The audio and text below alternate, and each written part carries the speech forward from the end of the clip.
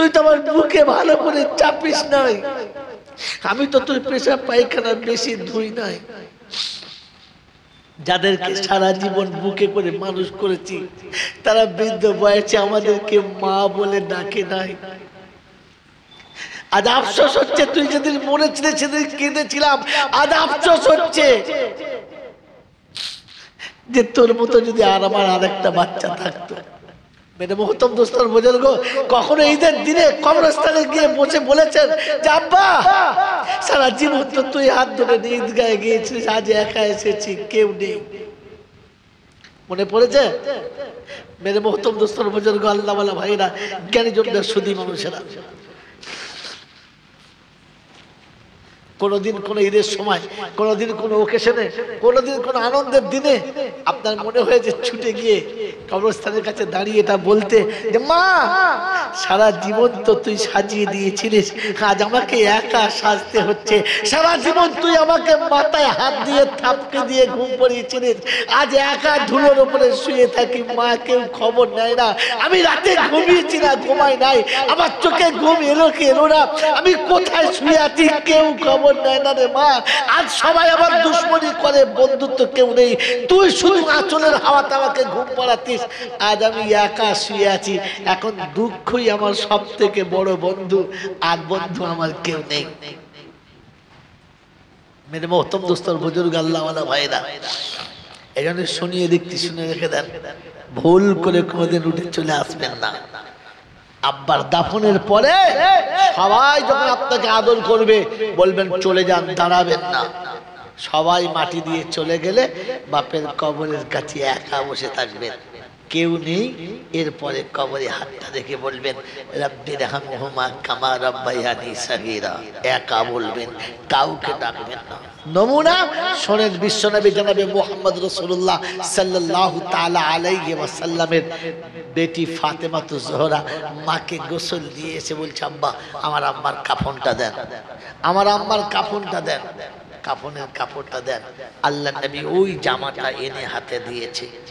ফাতেমাতুজ জোহরা জামাটা হাতে নিয়ে চোখ দিয়ে টপ টপ টপ টপ করে পানি পড়ছে, আর জিজ্ঞাসা করছে আব্বা আমার মা মক্কায় একদিন মালিকুত্তুর যাচ্ছিল, ব্যবসায়ীদের রানী ছিলেন, আজ আমার মা পৃথিবী ছেড়ে চলে যাচ্ছে, একটা ছেঁড়া কাপড়, একটা ভালো কাপড়ের ব্যবস্থা হলো না।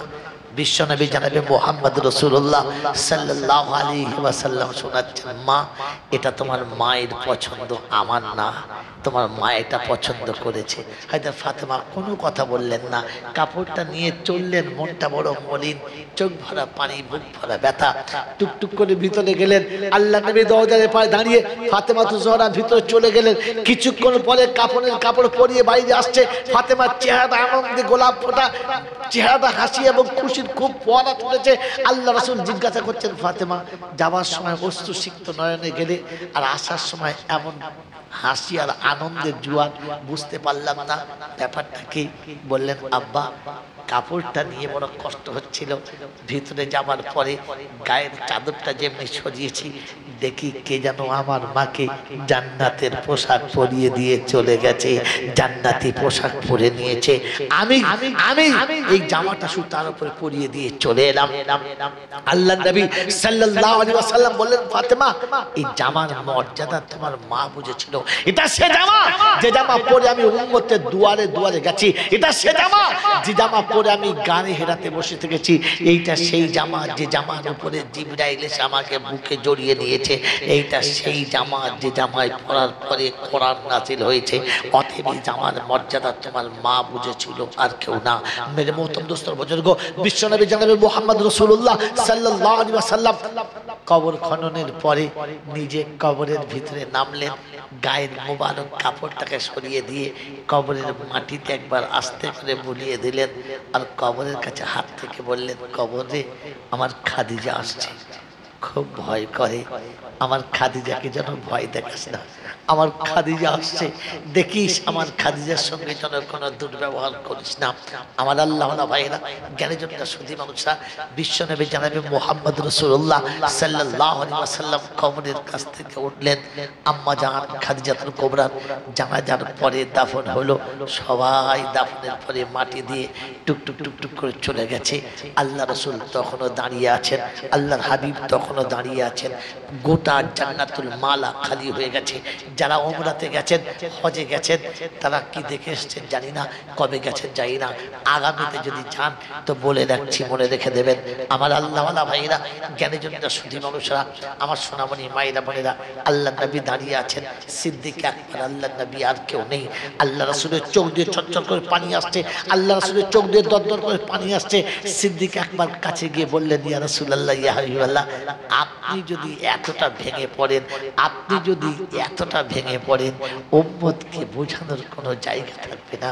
আল্লাহ নবী বললেন, সিদ্দিক আকবর, তুমি বুঝতে পারছো না, আমি শুধু খালি খাদিজা হারাই নাই, আমি শুধু খালি একজন বিবি হারাই নাই, আমার এমন একজন বন্ধু হারিয়েছি যার প্রতিদান আমি নিজে দুনিয়াতে দিয়ে যেতে পারলাম না। আল্লাহকে বলেছি, আল্লাহ সকলের ঋণ আমি শোধ করেছি, খাদিজার ঋণ আমি আপনার কিছু পেয়েছি, আপনি আমার খাদিজার ঋণ শোধ করে দেবেন। খাদিজা আমার পিছনে যা খরচা করেছে আমি তার শোধ করার মতো সুযোগ পাই নাই, সে সুযোগ আমার হাতে আসে নাই। আমি আপনাকে সফেদের আমি শোধ করে দেবেন। আমি এরকম সাথী হারিয়েছি, যাও চলে যাও, কাউকে থাকতে হবে না। গোটা জান্নাতুল মালা খালি, একা আল্লাহর নবী দাঁড়িয়ে আছেন, আর কেউ নেই।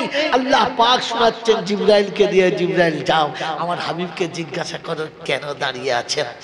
বললেন, আমি খাদিজাকে খুব ভালোবাসি তাই দাঁড়িয়ে আছি।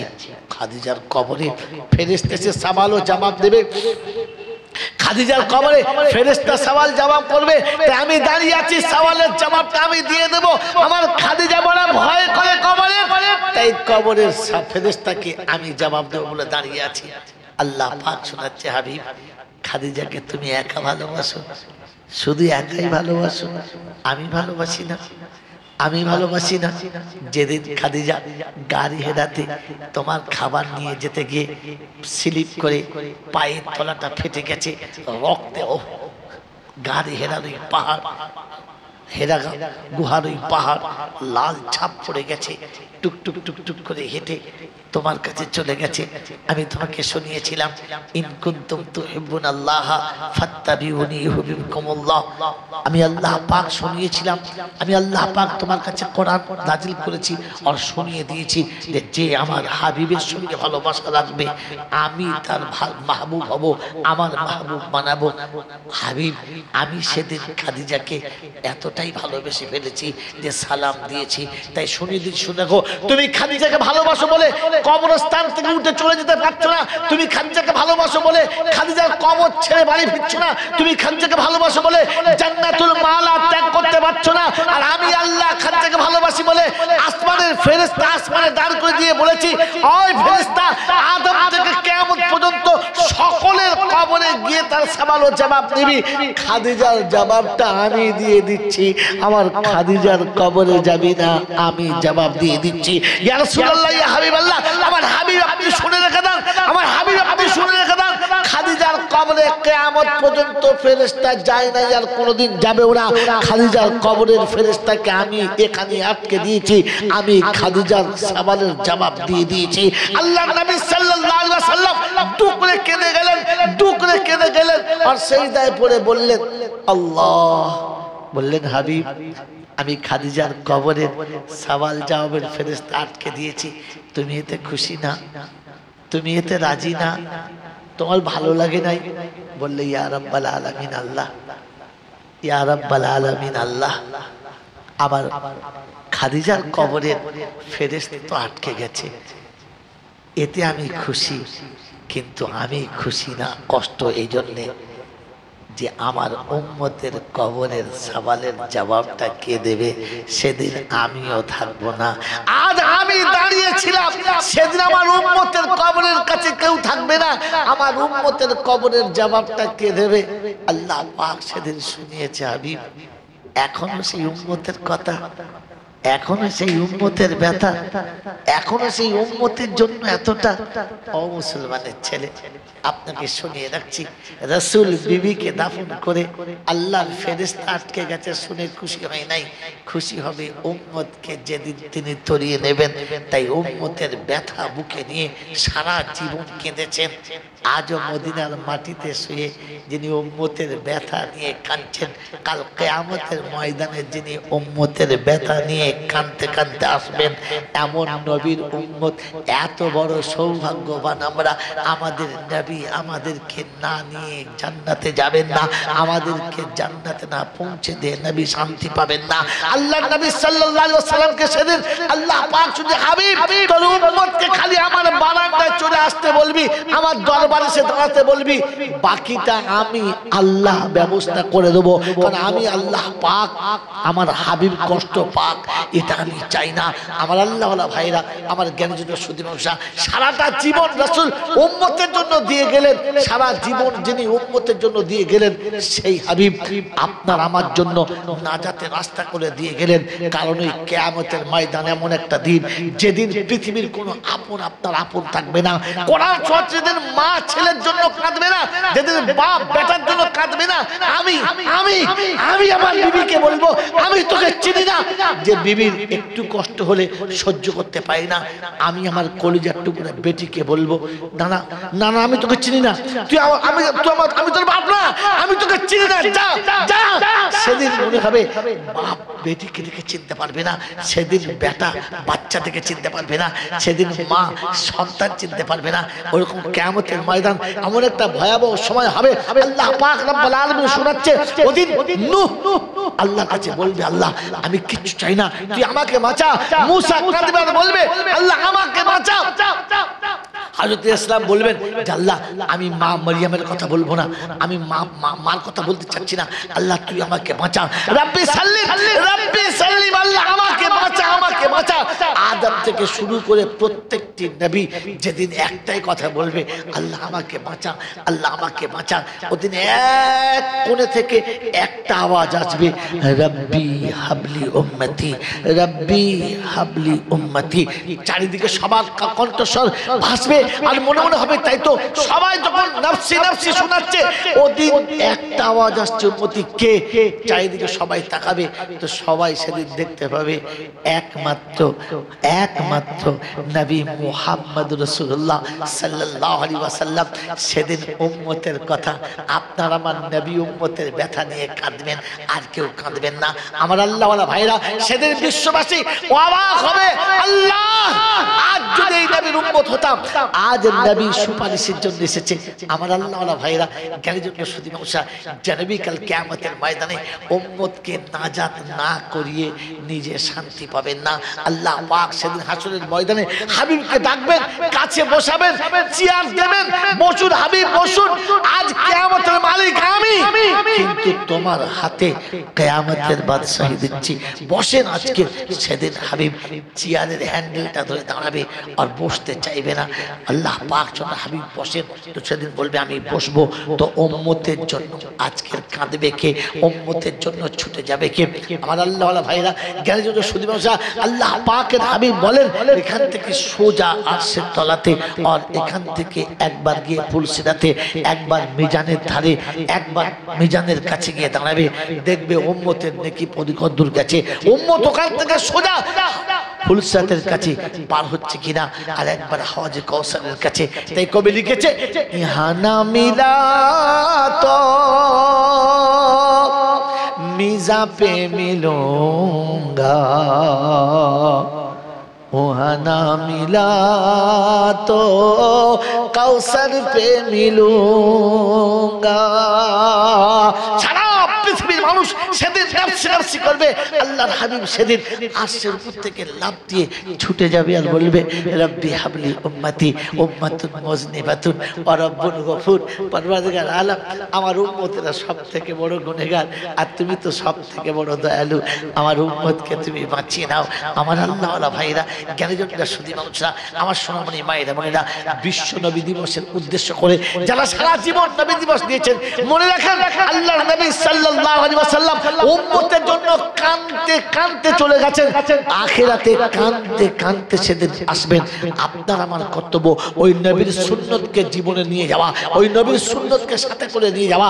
কাল কিয়ামতের ময়দানে একটা সুন্নত যদি সাথে নিয়ে যেতে পারি, একটা সুন্নত যদি সাথে করে নিয়ে যেতে পারি, তো আল্লাহর দরবারে গিয়ে শোনাবো, রব্বি আল্লাহ সব করেছি, সব ভুল হয়ে গেছে, 100 শহীদের সওয়াব তোমার হাবিব বলেছে, তুমি বলেছো তাই তোমার হাবিব বলেছে, 99টা সাহাবী দিয়ে দাও, 99টা শহীদের সওয়াব আমার ভুলের জন্য দাও, আর একটা শহীদের সওয়াব আমাকে দাও, তাহলেই তো বেড়া পার।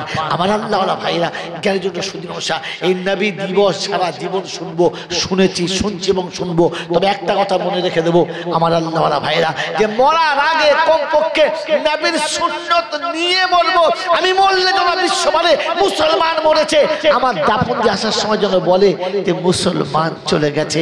আমি চলে গেলে যেন বিশ্ব ভাবে একজন মুসলমান গেছে, আমার বাড়ির লোক ভাবে একজন সত্যিকারের মুসলমান চলে গেছে। আমি যাওয়ার আগে যেন মুসলমান হয়ে যেতে পারি, কারণ কোরআন আপনাকে আমাকে শুনিয়ে দিয়েছে, ওয়ালা তামুতুন্না ইল্লা ওয়া আনতুম মুসলিমুন, মরার সময় মুসলমান হয়ে মরিস, আমি সব অপরাধকে ক্ষমা করে দেবো, তুই মুসলমান হয়ে আসিস। বলেন মুসলমান হব তো ইনশাআল্লাহ, মুসলমান হয়ে মরবে ইনশাআল্লাহ, মরবে ইনশাআল্লাহ। তাই শেষ কথা, শেষ টাইমে একটা কথা জিজ্ঞাসা করছি, সারা জীবন মুসলমানদের বয়ান শুনেছেন, বলেন তো মুসলমানের শেষ সংজ্ঞা কি? দোয়া করব, মুসলমানের শেষ সংজ্ঞা কি, যেটা দিয়ে আমি বুঝবো মুসলমান? দাড়ি দিয়ে, টুপি দিয়ে, বড় জামা দিয়ে, মসজিদে নামাজ দিয়ে, কাবায় হজে গিয়ে? বলেন মুসলমানের সংজ্ঞা কি, যেটা দিয়ে আমি বুঝাবো যে আমি মুসলমান হয়ে যাচ্ছি? আমার আল্লাহওয়ালা ভাইরা, আমার জ্ঞানের জন্য শুধু মানুষেরা এতটুকু শুনিয়ে দিয়ে চলে যাচ্ছি, বাস। আজ থেকে মুসলমান মানুষ ভাবার জন্য শ্রেষ্ঠ। পৃথিবীর যত প্রাণী আছে, প্রাণী জগতের শ্রেষ্ঠ হলো মানুষ, হ্যাঁ না বলেন? মানব হলো প্রাণী জগতের শ্রেষ্ঠ। তার কারণ একটাই, যে পৃথিবীর কোনো প্রাণীর ভাবার ক্ষমতা নেই, একটাই ক্ষমতা আছে মানুষের, মানুষ ভাবে। মানুষ কি জোরে বলে? ভাবতে পারে যে কাল কি হবে, কাল কি হবে, আমার কি হবে, ভবিষ্যতে কি হবে, এটা কে ভাবে? জোরে বলে? মানুষ ভাবে। আর কেউ ভাবে? ভাবে না। যারা জানোয়ার হলো তারা ভাবে না, যারা জানোয়ার হলো। জোরে বলে? ওই গোজালমারির লোকেরা, আপনারা তো অনেক লেখাপড়া শিখেছেন, অনেক বিজ্ঞানী বৈজ্ঞানিকদের কাছে অনেক কি বলে আপনার ঊর্ধ্বতম বিদ্যে শিখেছেন। বলেন, ভালো সুন্দর করে কথা বললে মানুষ যদি হয়, তো তাহলে অনেক পাখি আছে দারুণ কথা বলতে পারে, পারে না? কণ্ঠস্বর ভালো হলে মানুষ, তাহলে অনেক প্রাণীর ভালো কণ্ঠস্বর আছে, হ্যাঁ না? যদি বলেন, যদি বলেন যে কণ্ঠস্বর ভালো হলে মানুষ, তাহলে পাখিকে বলতে হবে ভালো কথা বললে বলতে হবে, ভালো ঘর বাঁধতে পারি বলে মানুষ, তো তাহলে পাখির বাসা এমন এমন বাসা আছে যে বাসার ভিত আপনি দিতে পারবেন না, আমি দিতে পারবো না, এরকম বাসাও পাখির আছে, আছে না? না। তাহলে ভালো বাসা বানালে, ভালো কথা বললে, ভালো কি বলে আপনার কণ্ঠস্বর হলে, এটার নাম মানুষ না। কারণ মানুষ ভাবতে জানে, পৃথিবীর আর কেউ ভাবতে জানে না।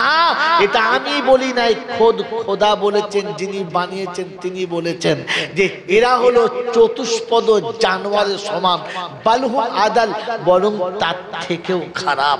আমার আল্লাহওয়ালা ভাইরা, আমার সোনাচ্চান বন্ধুরা, আপনাদের কাছে করজোড়ে জিজ্ঞাসা করছি, জানোয়ার কোনোদিন ঈমান এনেছে শুনেছেন? হ্যাঁ না বলেন? এখন জানোয়ার যদি গোসল করা শিখে যায়, আর জানোয়ার যদি নামাজ পড়া শিখে যায়, তাহলে ওই জানোয়ারটা জান্নাতে যাবে? জোরে বলেন? কারণ মানুষ জান্নাতে যাবে, জানোয়ার কখনো জান্নাতে যাবে না। মনে রেখে দেন, বাড়ি থেকে লিখবেন যে মানুষ জান্নাতে যাওয়ার যোগ্য, মানুষ জান্নাতে যাওয়ার যোগ্য, মানুষ কখনো জাহান্নামে যাবে না। জানোয়ার জাহান্নামের যোগ্য, জানোয়ার কোনোদিন জান্নাতে যাবে না। মন থাকবেন চাল্লা, মন থাকবেন চাল্লা। জানোয়ার জাহান্নামের যোগ্য, জান্নাতে কোনোদিন যাবে না। মানুষ জান্নাতে যাওয়ার যোগ্য, মানুষ কখনো জাহান্নামে যাবে না। এবার আপনি বাড়িতে গিয়ে শুয়ে শুয়ে ভাববেন নিজে নিজে, আমি কার দলে পড়ি, মানুষের দলে না জানোয়ারের দলে? কারণ জানোয়ার ভাবে না, মানুষ ভাবে। তো আমি ভেবে দেখি যে আমি মানুষের খাতায় পড়ি কি পড়ি না। আমার বন্ধুরা, আমার আল্লাহওয়ালা ভাইরা, জ্ঞানের জন্য সুধী মানুষরা, মানুষ যদি মুসলমান হয় তো তাহলে তার জন্য জান্নাত। কার জন্য? মুসলমানের জন্য। জোরে বলেন তো, মুসলমানের নমুনা কি বলেন, শেষ সংজ্ঞা কি? পৃথিবীর মানুষকে আল্লাহ বানিয়েছে দুটো গুণ দিয়ে। কটা গুণ দিয়ে? জোরে বলেন, কটা গুণ দিয়ে? জোরে বলেন। দুটো। কি কি বলছে? আপনাকে এনেছি কি করতে? আপনি বলেন, আমি বলবো কি? কি কি বলেন? মানুষকে আল্লাহ বানিয়েছে দুটো গুণ দিয়ে। কি কি?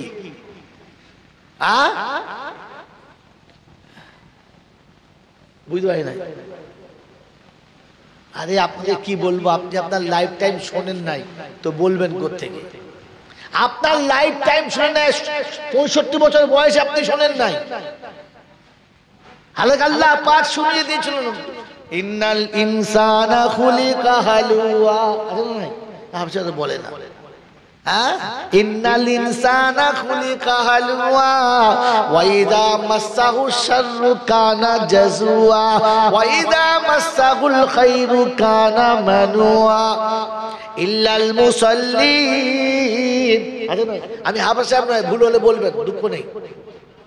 আল্লাহ পাক শুনিয়ে দিয়েছেন, ইন্নাল ইনসানা খুলিকা হালুয়া, আমি মানুষকে বানিয়েছি বড় নরম নুতরা দিয়ে, বড় নরম জিনিস দিয়ে।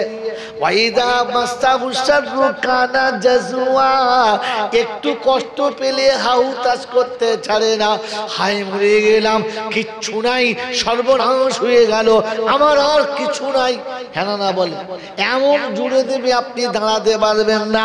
ছেলে মেয়েরা কথা শোনে না, টাকা পয়সা শেষ হয়ে গেল, আর মাথার যন্ত্রণা, পায়ের যন্ত্রণা, পেটের যন্ত্রণা, আর বলিস না, পাড়ার লোকের জ্বালায় আর বাঁচি না, এমন শুরু করবে, আপনার দাঁড়াতে দেবে না। একটু খালি কষ্ট হলেই হলো।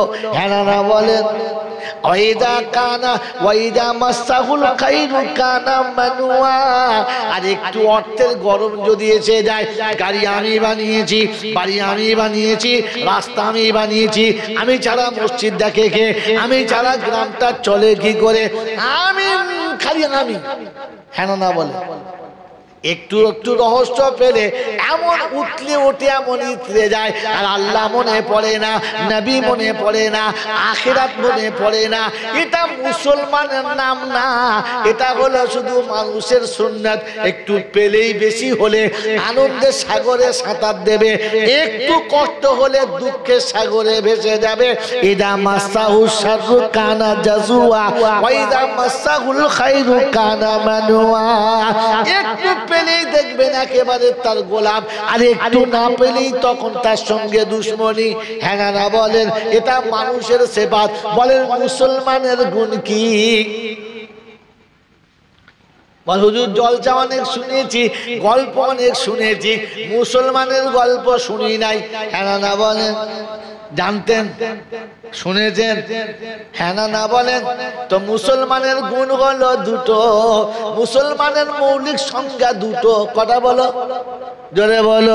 আমার বাবাজিরা, আমার সোনার চাঁদ বন্ধুরা, আমার আল্লাহওয়ালা ভাইরা, মুসলমানের নমুনা হলো পেলে শকর করবে, না পেলে সবর করবে। যার না পেলে সবর নাই, পেলে যা শকর নাই, ও জানোয়ারের খাতায় মুসলমানের খাতা বেড়াতে নাই। বাপজিরা সোনার লালেরা, এবারে বুকে হাত দিয়ে ভাবেন, জলসা যখন বাড়ি যাবেন বিছানায় শুয়ে শুয়ে ভাববেন আমি আল্লাহ শুকর আদায় করেছি না না শুকরি করেছি। কোরআন আপনাকে শুনিয়ে দিত লা ইন শাকারতুম লাযিদান্নাকুম ওয়া লা ইন কাফারতুম ইন্না আযাবি লাশাদীদ। আমার নিয়ামতের শুকরিয়া আদায় করো যদি মুসলমান হতে চাও। যখন তুমি পাবে না তখন সবর করো। আমি শুনিয়েছি ওয়ালা নাবলুওয়ান্নাকুম বিশাইইন মিনাল খাউফি ওয়াল জু ওয়া নাকসিম মিনাল আমওয়ালি ওয়াল আনফুসি ওয়াত তামারাত ওয়া বাশশিরিস সাবিরিন আল্লাযীনা ইযা আসাবাতুহুম মুসিবা ক্বালু ইন্না লিল্লাহি ওয়া ইন্না ইলাইহি রাজিউন।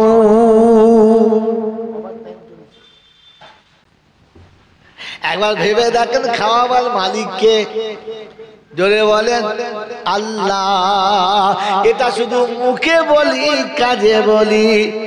আমার বন্ধু, আমার আল্লাহওয়ালা ভাইরা, বিবি যেদিন জানবে আমার খাবার মালিক আল্লাহ, ও স্বামীর কাছে বলবে না ইলিশ মাছ দিয়ে ভাত খাবো, দেশি মুরগির ডিম খাবো, হ্যাঁ তোমার বাড়ি এসে শুধু খালি শাক আর ডাল খাবো না, আলু ছানা দিয়ে ভাত খাবো না। বিবি খেতে বসে বিসমিল্লাহি ওয়ালা বারাকাতিল্লাহ খাবার বলবে রব্বানা এ রুজি তুমি লিখেছো তাই খাচ্ছি, তুমি না লিখলে আমি খেতাম না, কারণ এই খাবার আমার পছন্দ ছিল না, তুমি খাবার তো তাই খাচ্ছি। মাওলানা হাকিম গো, আমার স্বামীর করার কিচ্ছু নেই। তুমি যদি স্বামীর হাতে কোটি টাকা তুলে দিতে, আমরা রোজানা সকাল সন্ধ্যা মুরগি মোসাল্লাম খেতাম। স্বামী গরিব, ওর হাতে তুমি কিছু দাও নাই, তুমি দিলে আমরা পেতাম, তুমি দাও নাই বলি আমি পাই নাই। ওই বিবি স্বামীকে কোনোদিন খারাপ চোখে দেখবে না, স্বামীর প্রতি অনীহা হবে না, স্বামীর পাশে কোনোদিন কোনো খারাপ মনোবাঞ্ছনা নেবে না। স্বামীর বিছানায় বসে বসে স্বামীর পা দুটো টিপে দেবে, মাথায় হাত বুলাবে। স্বামী যখন ঘুমিয়ে যাবে ও নিরিবিলি আল্লাহর কাছে দোয়া করবে রব্বানা সবকিছুর মালিক তুমি, স্বামী কিছুর মালিক না। কি জি বউ বাপের বাড়ি গিয়ে বলছে আর যাবো না, কেন কি বলছেন না ওই ভাঙা খাটা নিয়ে শোভনা স্কুলে কেমন করে সেই ঝনঝনানি বাজনা হয়, ও ভারি আর আমি যাবো না। কি তা খাট দেবো বলছেন না, দেবো বললে হবে না, ঘরে শুয়ে থাকলে চাঁদ দেখা যায়, ও ভাড়া আর যাবো। কথা বোঝেন না, বোঝেন না? বিবাহের পরে যদি বুঝতে পারতে যে স্বামীর কোনো অবস্থা নেই, বিশ্বনবী জনাবে মুহাম্মদ রাসূলুল্লাহ সাল্লাল্লাহু তাআলা আলাইহি ওয়াসাল্লামের দরবারে ফজরের নামাজ পড়ে সাহাবী চলে গেছে, দোয়াতে শরীক হয় নাই। পাশে সাহাবীরা বলতে শুরু করেছেন ইয়া রাসূলুল্লাহ ইয়া হাবিবাল্লাহ, অমুক মনে হচ্ছে মুনাফিক হয়ে গেছে। কি করে বুঝলে বাবা তোমরা?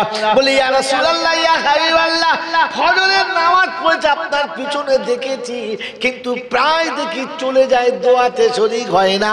ইয়া রাসূলুল্লাহ ইয়া হাবিবাল্লাহ, মনে হচ্ছে মুনাফিক হয়ে গেছে। আল্লাহ রাসূল সাল্লাল্লাহু আলাইহি ওয়াসাল্লাম ফজরের নামাজ পড়ে ঘুরে বসেছেন, সাহাবী উঠে দাঁড়িয়ে গেছে। আল্লাহ নবী বললেন আমি রাসূল দোয়া করি তুমি শরীক হও, এটা চাও না?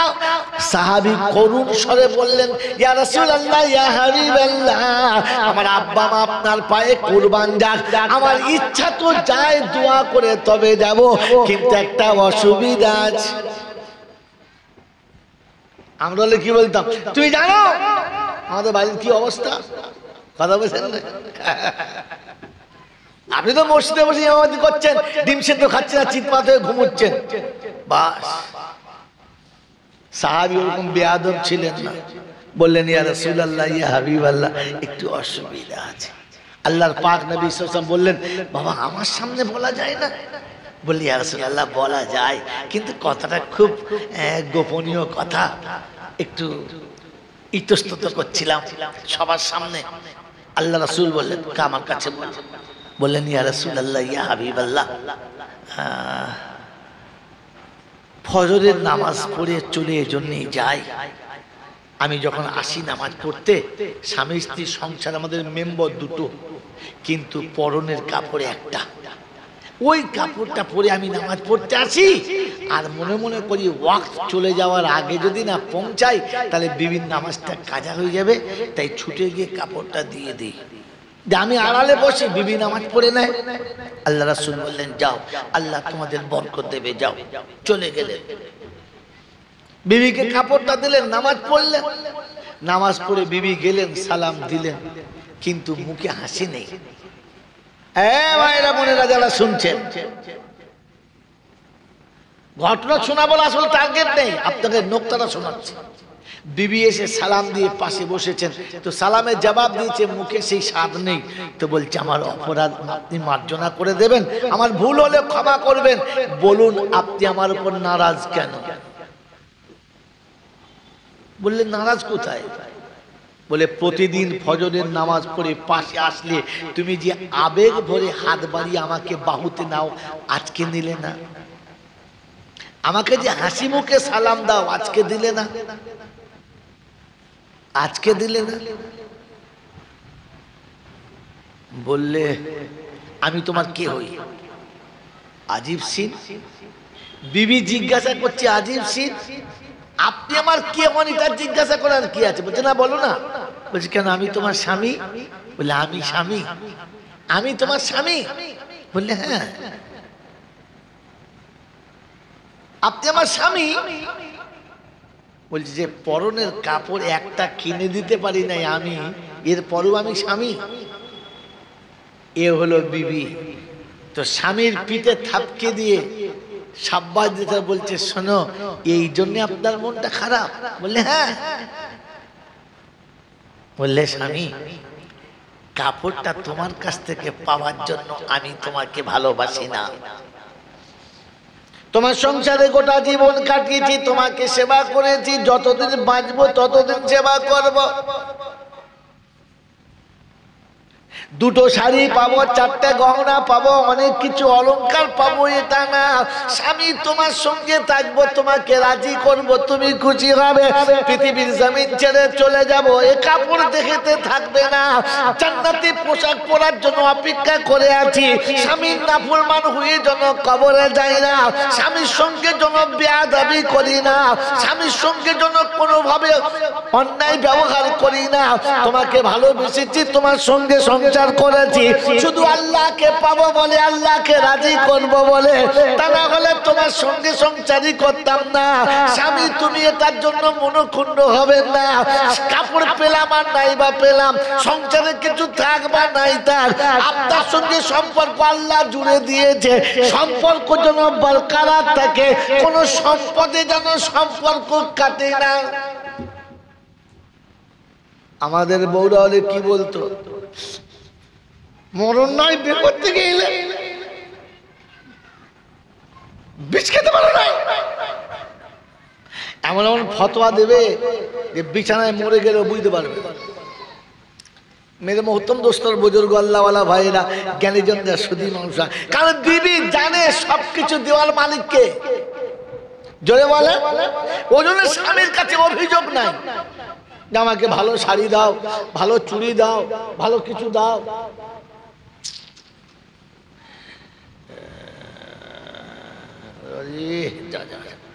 কোন দিকে যায়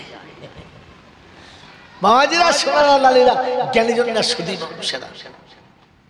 এই জন্য আপনাকে শুনিয়ে রাখছি যে আমি আল্লাহ চিনি, আল্লাহ চিনি, আর সবকিছুর মালিক আল্লাহ। যেটা আমরা বলি ওটা সত্যিকারের বলি না শুধু মুখে বলি?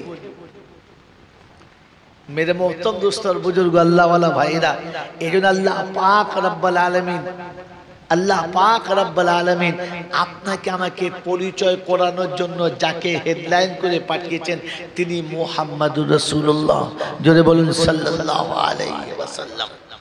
মেরে মোহতরম দোস্তর বুজুর্গ আল্লাহওয়ালা ভাইরা, ওয়াকে আপনাদের শুনে শুনে মুখস্থ হয়ে রয়েছে, মুখস্থ হয়ে রয়েছে, শুধু খালি জীবনে ফিট খাওয়াই নাই তাই। সবকিছুর মালিক আল্লাহ, এটা রাসূল শিখিয়েছেন, এটা রাসূল শিখিয়েছেন, এটা রাসূল শিখিয়েছেন। দিনের পর দিন গেছে, দিনের পর দিন চলেছে, উপোস চলছে, অভিযোগ নাই, কারণ জানে সবকিছুর মালিক কে। জোরে বলেন সবকিছুর মালিক কে? আল্লাহ। বিশ্বনবী জনাবে মুহাম্মদুর রাসূলুল্লাহ সাল্লাল্লাহু তাআলা আলাইহি ওয়াসাল্লাম নামাজে যাবেন। কোথায় যাবেন বলেন? নামাজে যাবেন, আসরের নামাজে যাবেন। আম্মা জান আয়েশা সিদ্দিকা রাদিয়াল্লাহু তাআলা আনহা চুপচাপ দাঁড়িয়ে আছে। যেই পাশ থেকে পাশ হচ্ছে শোনাচ্ছেন, আসসালামু আলাইকুম ইয়া রাসূলুল্লাহ ইয়া হাবিবাল্লাহ। আল্লাহর হাবিব দাঁড়ালেন, কি খবর আয়েশা? বললেন, ইয়া রাসূলুল্লাহ ইয়া হাবিবাল্লাহ, দুটো কথা আপনার কাছে শোনাবো। এখন টাইম নেই, অন্য সময় যখন তোমার বাড়ি পালা হবে তখন বলবে, বসে বসে সব শুনবো। আম্মা জান আয়েশা বললেন, ইয়া রাসূলুল্লাহ ইয়া হাবিবাল্লাহ, সেই আসরের নামাজ থেকে দাঁড়িয়ে মাগরিব পর্যন্ত দাঁড়িয়ে রয়েছি, একটু দুটো কথা শুনে গেলে হতো না? করুণ স্বরে বস নরম মেজাজে ঠান্ডা মাথায় বলেছেন। আল্লাহ রাসূল মনটা একটু নরম হয়েছে, কাছে এসে বললেন, বলো। বললেন, ইয়া রাসূলুল্লাহ ইয়া হাবিবাল্লাহ, কথা দুটো খুব গোপন কথা, খোলামেলা জায়গায় বলা যাবে না। আল্লাহ রাসূল দরজা পর্যন্ত চলে এলেন। আম্মা জান আয়েশা সিদ্দিকা রাদিয়াল্লাহু আনহা রাসূলের মোবারক হাতটাকে ধরে টেনে ভিতরে নিলেন। বললেন, আয়েশা বলো। বললেন, ইয়া রাসূলুল্লাহ, কোথায় বসাবো? কোথায় যে আপনাকে বসাই? ঘরের ভিতরে সেরকম জায়গা নেই, প্রদীপ জ্বালার মতো সেরকম ব্যবস্থা নেই, এখানে বসাবো। একটা জায়গায় দাঁড় করিয়ে বললেন, ইয়া রাসূলুল্লাহ ইয়া হাবিবাল্লাহ, এই কাপড়টা এতটা ছিঁড়ে গেছে যে পরে ফাঁকে বেরোতে পারছি না। আল্লাহ রাসূল বললেন, আয়েশা একটা কাজ করো, সেলাই করে নাও, এখন এই মুহূর্তে হবে না। আমাদের আয়েশা বললেন, ইয়া রাসূলুল্লাহ ইয়া হাবিবাল্লাহ, ওটা সেলাই করেছি, কিন্তু সেলাই করার পরও ফের ছিঁড়ে গেছে।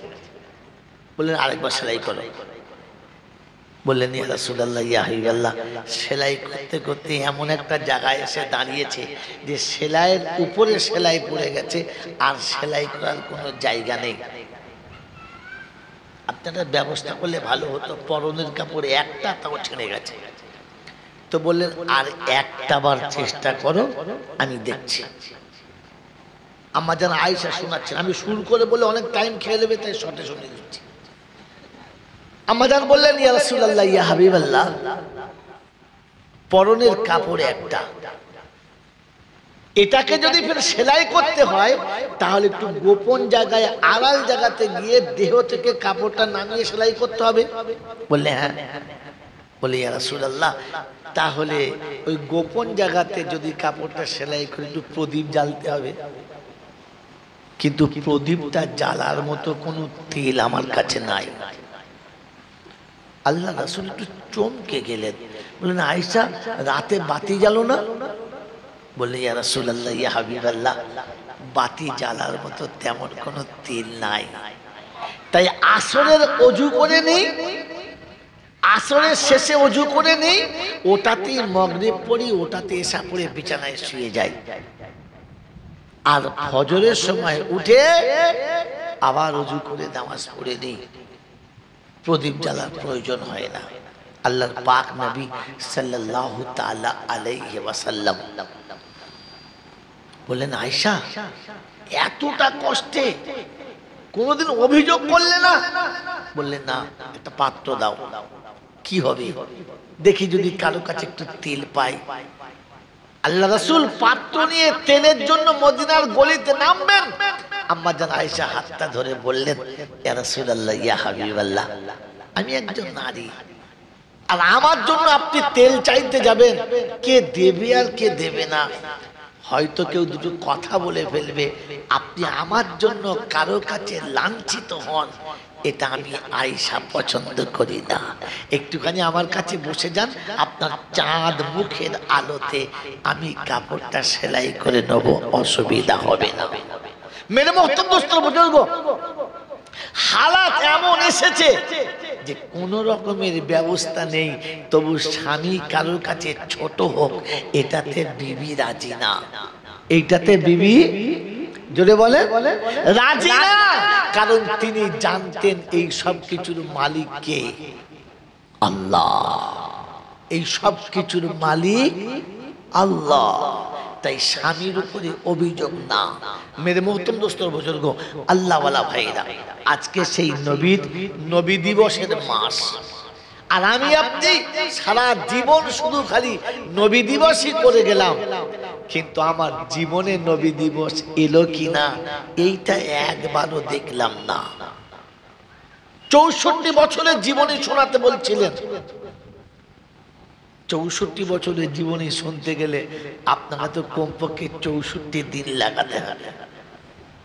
আপনি তো 64 দিন দূরের কথা, 64 ঘন্টাও বসতে পারবেন না। কি বসা সম্ভব? তাহলে আমাকে 1 ঘন্টার মধ্যে 64 বছরের ঘটনা বলা এটা সম্ভব? কিন্তু দুর্ভাগ্য, আমাদের দেশে যা নবী দিবস চলে তার নবীর জীবনী চলে না, নবীর জীবনীর বাইরের গল্প চলে। আর রাগ করেন না, একটা কথা বলে রাখি, কথা বোঝার চেষ্টা করুন। মেরে মোহতরম দোস্তর বুজুর্গ, আল্লাহওয়ালা ভাইরা, জ্ঞানীজনরা, সুধী মানুষেরা, আল্লাহর নবী 40 বছর পরে নবী হয়েছেন না তার আগে নবী হয়েছেন? জোরে বলে 40 বছর পরে। আর নবী দিবসে যা কিছু ঘটনা চলে ওটা 40 বছরের পরের ঘটনা না আগের ঘটনা? বলেন বলেন। যা চলে সারা জীবন নবী দিবসে, সেটা নবী জীবনের পূর্বে না পরে? যদি বলে নবী জীবনের পূর্বের ঘটনা, যেটা আপনার নিলেও ভালো, না নিলেও ভালো, জানা ভালো, শুনে রাখা ভালো, তাতে আপনার জাজবাত বাড়বে, বাড়বে, আপনার এনার্জি বাড়বে। কিন্তু নিতে হবে নবুয়তের পরের জীবনী। কথা মনে থাকবে ইনশাআল্লাহ, কথা মনে থাকবে ইনশাআল্লাহ। মেরে মোহতরম দোস্তর বুজুর্গ, আল্লাহওয়ালা ভাইরা, সারা জীবন নবী দিবস শুনছি, আর তাতে নবীর নবুয়তের পূর্বের ওয়াকিয়া চলছে। মেরে মোহতরম দোস্তর বুজুর্গ, আল্লাহওয়ালা ভাইরা, নবুয়ত আসার পরে কি হয়েছে? নবী যখন নবী ছিলেন না, মক্কার মানুষের সাথে নবীর কোনো দুশ্মনী ছিল না। নবী যখন নবী ছিলেন না, তখন পৃথিবীর কোনো মানুষ নবীর দিকে আঙুল তুলতেন না, বরং সবাই নবীকে আদর করে বুকে নিতেন, সবাই নবীকে ভালোবাসতেন, শ্রদ্ধা করতেন, সম্মান দিতেন। যেদিন তিনি তার নবুয়তের বহিঃপ্রকাশ করলেন, সেদিন নবুয়তের নবীর যারা বন্ধু ছিল, সব বন্ধুগুলো বিগড়ে গেল। কথা এখান থেকে শোনেন মেরে মোহতরম দোস্তর বুজুর্গ, আল্লাহওয়ালা ভাইরা, যে মক্কাতে আল্লাহর নবীকে মানুষ আঙুল তুলে দেখাতো যে যদি দেখতে চাস তো আব্দুল্লাহর বেটা মুহাম্মদকে দেখ, দেখ, এ হলো ছেলে, এ হলো একজন মানুষ, যারা যে আমাদের গর্বের পাত্র, সবাই বলতো। কিন্তু যেদিন রাসূল বলেছেন লা ইলাহা ইল্লাল্লাহ মুহাম্মাদুর রাসূলুল্লাহ, সেদিন কিন্তু ওই বন্ধুগুলো সব আপনার বিগড়ে গেছে। মেরে মোহতরম দোস্তর বুজুর্গ, আল্লাহওয়ালা ভাইরা, অতএব নবুয়ত সাথে নিতে গেলে বন্ধুত্ব বিগড়াবে, নবুয়ত সাথে নিতে গেলে আত্মীয়তা বিগড়াবে, নবুয়ত সাথে নিলে স্বার্থে ঘা পড়বে, নবুয়ত সাথে নিলে আপনার চোখের পানি পড়বে, নবুয়ত সাথে নিলে আপনাকে লাঞ্ছিত হতে হবে। এটা হলো নবী দিবসের প্রথম সূচনা। মেরে মোহতরম দোস্তর বুজুর্গ, আর আপনার কাজ হলো সমস্ত অন্যায়কারীর অন্যায়কে সহ্য করে নিয়ে, তার প্রতিবাদ না করে, তার বিপক্ষে কিছু শাসন না করে, বরং রবের সঙ্গে সম্পর্ক জুড়ে দেওয়া। পরওয়ারদিগারে আলাম, মাবুদ আমি তো তোর কথাটা এতদূর নিয়ে গেছি, কিন্তু বান্দার হালাতেই আল্লাহ তুই ওদেরকে সোজা পথে নিয়ে আয়। মেরে মোহতরম দোস্ত বুজুর্গ, আপনি উত্তেজিত হতে পারেন না, আপনি কারোর উপরে আঙুল তুলতে পারেন না, আপনি প্রতিশোধের জন্য বিকল্প ব্যবস্থা নিতে পারেন না, আপনি হাত তুলতে পারেন। কোরআন শুনছি وعباد الرحمن الذين يمشون على الأرض حونا وإذا خاطبهم الجاهلون قالوا سلاما الذين يبيتون لربهم سجدا وقياما الذين يقولون ربنا اصرف عنا عذاب জাহান্নাম ইন্না আযাবাহা কানা গরামা। বিশ্ববাসী শুনে রাখো, আমি আল্লাহ যাকে বান্দা বলে স্বীকার করেছি তার প্রথম নমুনা হলো মাথাটা নিচু হবে, নরম মেজাজে কথা হবে। দুশমন যখন তার উপরে অত্যাচারের বন্যা বহাবে, একটাই কথা শুধু বলবে, একটাই কথা বলবে, সালামা ক্বালু সালামা। রাত যখন গভীর হবে, বিশ্ব যখন ঘুমিয়ে যাবে, বিশ্বের দরবার যখন বন্ধ হবে, রবের দরবারে হাত তুলে কেঁদে বলবে, রব্বানা রব্বানা আসরিফ আন্না আযাবা জাহান্নাম ইন্না আযাবাহা কানা গরামা।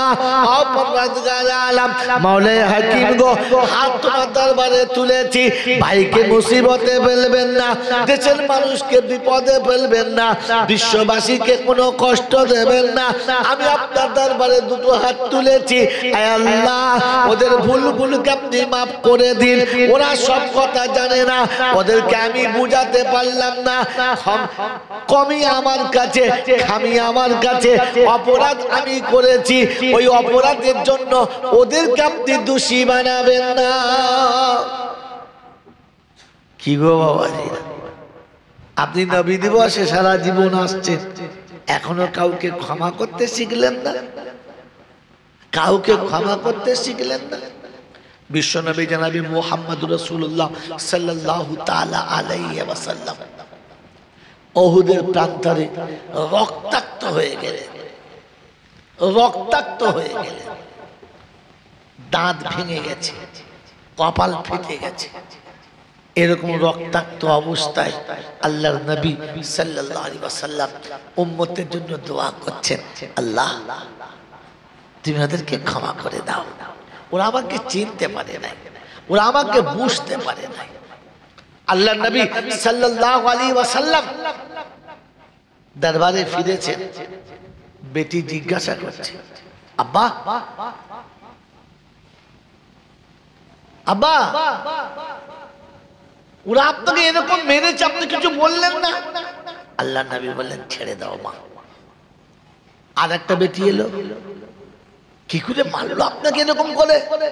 বললেন, বাপ ছেড়ে দাও। আর একটা বেটি এলো, একটাই কথা, আপনি বদদোয়া করতে পারলেন না, ছেড়ে দাও। শেষ বেটি এলেন, ছোট্ট মেয়ে হযরত ফাতেমা জোহরা এলেন, সব দেখলেন, চোখ দিয়ে টপ টপ টপ টপ করে পানি পড়ছে।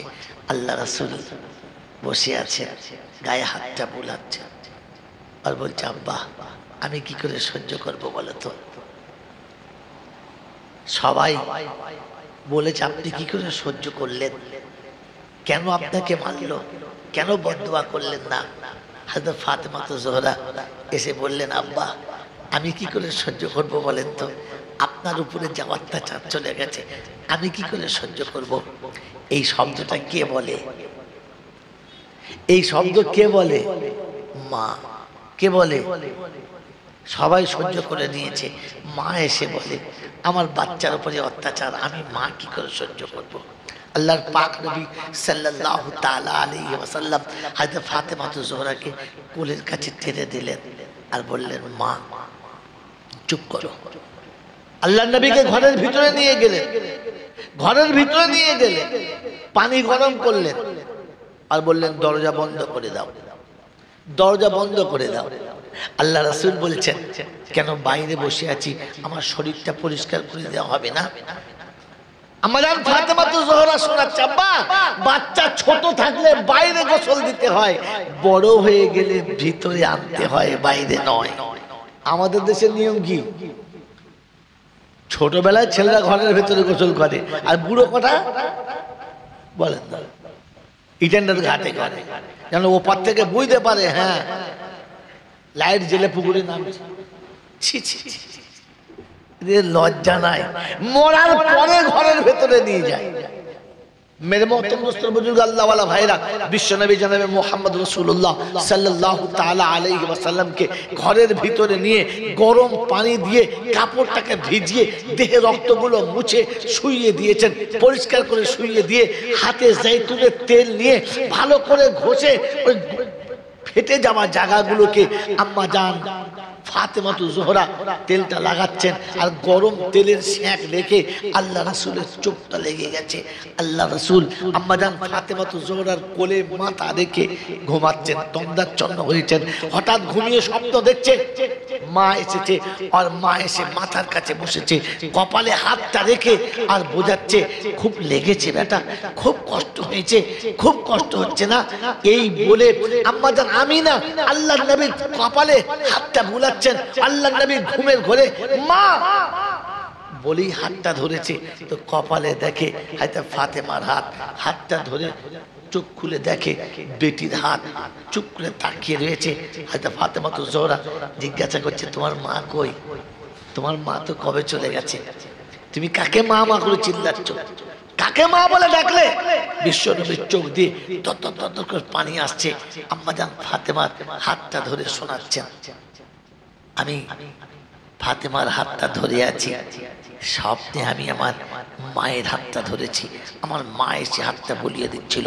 মেরে মোহতরম দোস্তর বুজুর্গ, উম্মতের জন্য এতটা কুরবানি দিয়ে দুনিয়া ছেড়েছেন, দুনিয়াতে উম্মতকে রেখে চলে গেছে। আমি আপনি সেই রাসূলকেই ভুলে গেছি, সেই নবীকে ভুলে গেছি, যে নবী গোটা জীবন উম্মতের জন্য সবটুকু দিয়ে চলে গেছে। আমার আল্লাহওয়ালা ভাইরা, জ্ঞানী জন্য শুধু মানুষেরা, আমার সোনামণি মায়েরা বোনেরা, বিশ্বনবী জনাবে মুহাম্মদ রাসূলুল্লাহ সাল্লাল্লাহু তাআলা আলাইহি ওয়াসাল্লাম উম্মতের জন্য দিন রাত দুটো সমান করে দিয়েছেন। আমার বাবাজিরা, আমার সোনার চাঁদ বন্ধুরা, আমার সোনামণি মায়েরা বোনেরা, এই দুটো কথা আপনাকে শুনিয়ে রেখে যাচ্ছি। একটা কথা শোনাচ্ছিলাম যে সবকিছুর মালিক আল্লাহ, এটা যেন ভুলে না যাই। আর প্রত্যেকটি মাকে বলবো যেন স্বামী থেকে দূরে থেকে না যায়। সাড়ে 11টা ওরে বাবা রে বাবা রে বাবা রে, ও বাবাজিরা, আমার আল্লাহওয়ালা ভাইয়েরা, জ্ঞানীজনরা, শুধু মানুষেরা, আল্লাহ পাক আপনাকে শুনিয়ে দিয়েছেন। ও বিশ্ববাসী শোনো, আমি আল্লাহ পাক মুসলমানের কাছে পরীক্ষা নেব, ইহুদি নাসারার কাছে না, বেঈমানের কাছে না। মুসলমান তোমার কাছে শুনিয়ে দিয়েছি, শুনে রেখে দাও। কখনো অর্থের অভাব হবে, কখনো অসুস্থতা হবে, কখনো মুসিবত হবে, কখনো কষ্ট হবে, দুশ্মনের জ্বালা হবে, কখনো বিপদ আর আপদ হবে। তোমার কাছে একটাই হলো, তোমাকে সবর করতে হবে। কোরআন শুনিয়ে দিয়ে যা আসাবাতুন মুসিবা, যত তোমার উপরে মুসিবত এসে পৌঁছাবে তুমি সবর করবে। এটা তুমি পেলে না পেলে তুমি সবর করবে। যখন যেটা পাবে তুমি শুকর করবে। এটা হলো মুসলমানের নমুনা। মুসলমান পেলে শুকর করে, না পেলে সবর করে। ও বাপজিরা, গোজালমারির আল্লাহওয়ালারা বলেন, আমরা শুকর করি কি করি না? পেলে শুকর আদায় করি কি করি না? কথা বলে না। পেলে শুকর আদায় করি, হ্যাঁ না না বলেন? যদি পেয়ে থাকি শুকর আদায় করি, তাহলে হাত তুলে নিজে নিজে বলতে হবে না।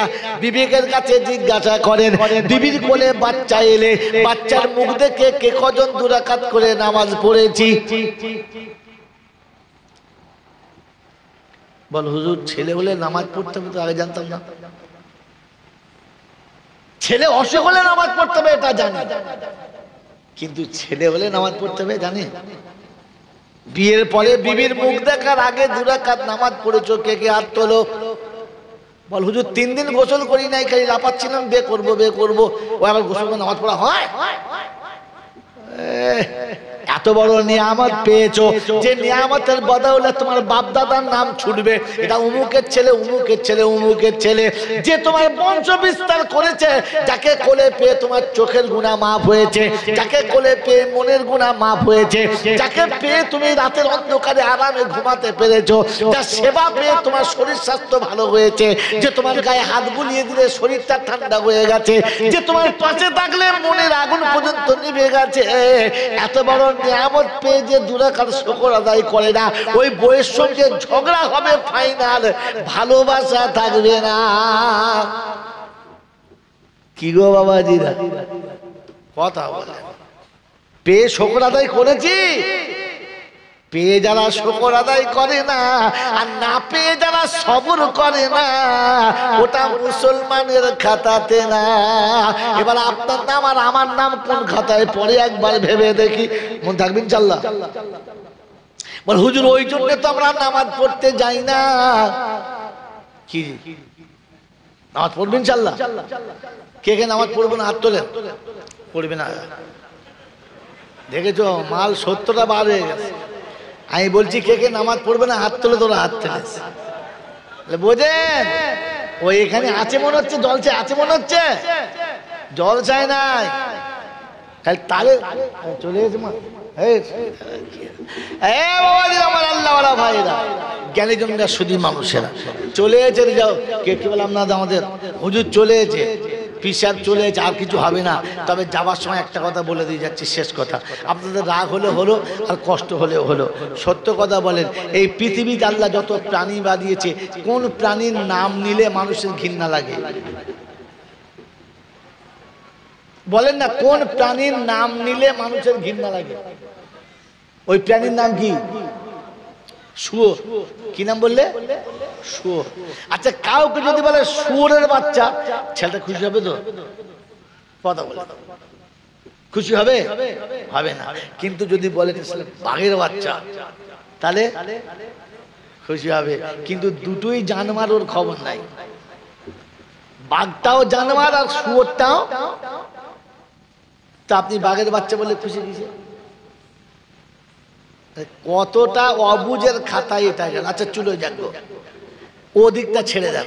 এবার আপনাকে যেটা বলার জন্য বলছি, পৃথিবীতে যত প্রাণী পাঠিয়েছে সব থেকে নিকৃষ্ট প্রাণী হিসেবে আমরা জানি শুয়োর। শুয়োরের নাম দিলে অনেকে বলে জবান নাপাক হয়ে গেছে, অজুকর। বলে না? বলে না? বলে তো? তো বলেন এই শুয়োর আল্লাহর কাছে খুব ভালো না খারাপ? বলে আরে মানুষের কাছে খারাপ মানে সবার কাছে খারাপ? হ্যাঁ না না? বলেন তো শুয়োর সকালে উঠে প্রথমে কি দোয়া করে? যদি কোনো মানুষের সকালে উঠে শুয়োরের সঙ্গে প্রথম চোখ খুলে তাকায় তো সে খুশি তো? আলহামদুলিল্লাহ জোরে বলেন। শুয়োরের মুখ দেখলে কেউ খুশি? এই আপনারা কে কে খুশি? কেউ খুশি? খুশি না। আচ্ছা এই শুয়োর সকালবেলা কি দোয়া করে? বইটা গুনিয়াতুত তালিবিন আব্দুল কাদের জিলানী, তাই তো? এত হুজুর হ্যাঁ বলেছে, অতএব আমি বেঁচে গেছি, এবার ধরলে হুজুরকে ধরবে। বইটার নাম গুনিয়াতুত তালিবিন, লেখা আব্দুল কাদের জিলানী রাহমাতুল্লাহ আলাইহ। প্রত্যেক দিন সকালবেলা ঘুম থেকে উঠে প্রত্যেকটি প্রাণী আল্লাহর কাছে যার যা মন যায় দোয়া করে, কিন্তু শুয়োর ঘুম থেকে উঠে চোখ বন্ধ করে দোয়া করে। শুয়োর ঘুম থেকে উঠি চোখ বন্ধ করে দোয়া করে, আল্লাহ আপনি আমাকে শুয়োর করেছেন তাতে আমার দুঃখ নেই, কিন্তু চোখ খুলে যেন বেনামাজিকে দেখতে না পাই, কারণ ও আমার থেকেও বড় শুয়োর। তাহলে শুয়োরের মুখ দেখাও যা, বেনামাজির মুখ দেখাও। যদি বলেন, জোরে বলেন না। আরে শুয়োরের মুখ দেখা যতটা খারাপ, বেনামাজির মুখ দেখা তার থেকে কে কে শুয়োরের মুখ দেখতে চান হাত তোলে। যদি দেখতে না চান আর যদি মুসলমান হন তাহলে এখান থেকে প্রতিজ্ঞা নিয়ে যাবেন যে আমার কোলের বিবি বেনামাজি হবে, এটা চাইবো না। আজ থেকে ঘরে গিয়ে বলবেন যে তুই যদি ফজর না পড়িস আমি যেন সকালে তোর মুখ দেখি না। কথা মনে থাকবেন? চাল্লা আপনার ছেলে, আপনার মেয়ে, আপনার বৌমা, আপনার বাড়ির যতগুলো মেম্বার আছে সব কটাকে আজ থেকে নিয়ত করেন যে আমি নামাজি হয়ে মরবো আর বাকি সব কটাকে নামাজি করে মরবো। বলুন ইনশাআল্লাহ, বলুন ইনশাআল্লাহ। আর তা না হলে মরার সময় ওই শুয়োরের হাতে পানি খেয়ে মরতে হবে। বেনামাজির হাতে পানি খাওয়া আর ঘুরিয়ে দিলে কার হাতে খাওয়া? জোরে বলেন। আরে শুয়োর যার মুখ দেখতে চায় না তার হাতে খাওয়া। শ্বশুর মরে যাচ্ছে, জামাই ধুতির কোঁচা খুলে পানি দিচ্ছে, বাবা খাও। ফেরেশতা বলছে কার হাতে পানি খেলি? বলে হ্যাঁ, একেবারে শুয়োরের থেকে খারাপ তার হাতে খেলো। ছি ছি ছি ছি ছি। এই জন্য মেরে মোহতরম দোস্তর বুজুর্গ, আল্লাহর কাছে দোয়া করেন যে আল্লাহ শুয়োরে যার মুখ দেখতে চায় না, কারণ ওর মুখ দেখে ওটা মানে বেবরকতির আলামত, আপনার বেবরকতির আলামত। এই জন্য নিয়ত করেন যে আমি নামাজি হব আর বাড়ির সবাইকে নামাজি বানাবো, 5 ওয়াক্তের নামাজ মসজিদে পড়বো আর কমপক্ষে বাচ্চাদেরকে মসজিদে আনার চেষ্টা করব। আল্লাহ আমাদের সকলকে মুসলমান হওয়ার, পেলে শুকর করার, না পেলে সবর করার, আর আজান হলে মসজিদে যাবার তৌফিক দান করুক। বলুন আমিন। ওয়া আখির দাওয়ানা আনিল হামদুলিল্লাহি রাব্বিল আলামিন। মুহাব্বতে দরুদ শরীফ। আল্লাহুম্মা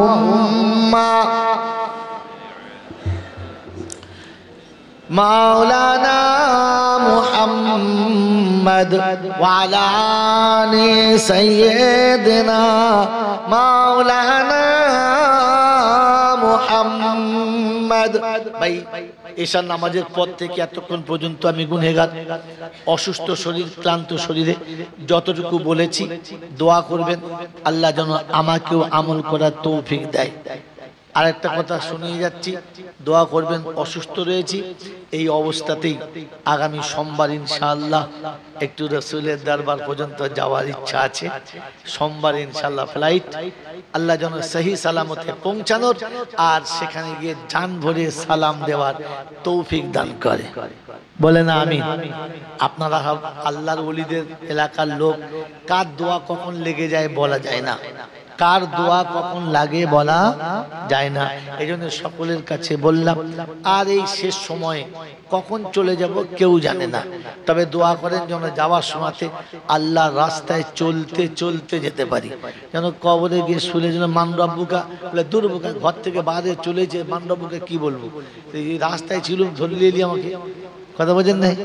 হ্যাঁ, বাড়িতে বসি তো জবাব সওয়াল জবাব হবে, রাস্তায় ধরলে আর কি হবে, রাস্তায় ধরলে আর কি হবে, কথা বোঝেন না?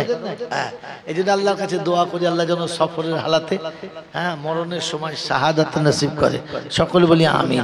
দরুদ শরীফ আল্লাহুম্মা। আসুন ভাই, আপনার আসুন, আমাদের